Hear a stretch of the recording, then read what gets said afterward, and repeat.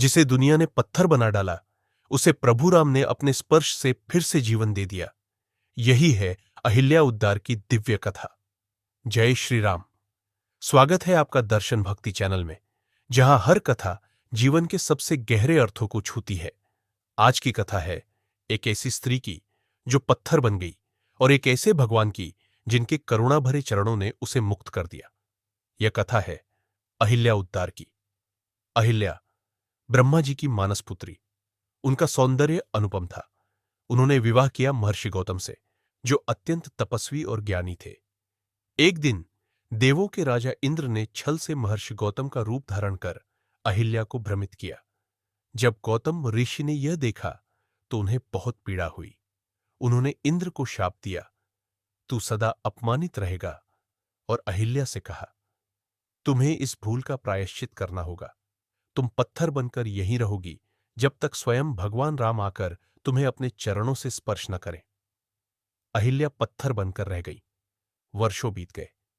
One वीरान था। न कोई पास आता, न कोई जानता कि यह पत्थर वास्तव में एक चेतन आत्मा का प्रतीक है। परंतु अहिल्या को विश्वास था, प्रभु आएंगे और मुझे पुनः जीवन देंगे।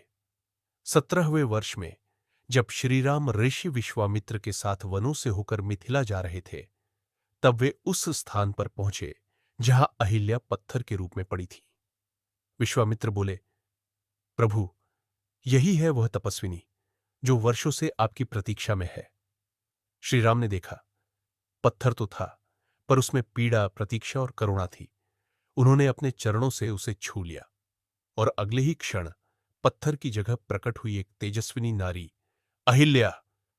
अहिल्या ने आंसुओं से श्रीराम के चरण धो डाले। वो बोली, प्रभु, आपने मुझे फिर से मान और जीवन दिया। आप ही सच्चे करुणामयी हैं। राम मुस्कुराए और बोले, जो स्त्री छल की शिकार बनी, उसे संसार ने त्याग दिया, पर मैं उसे अपनाता हूं, क्योंकि मैं केवल न्याय नहीं, करुणा और प्रेम भी हूं। भक्तों, अहिल्या की कथा कोई पुरानी कहानी नहीं, यह आज की भी सच्चाई है।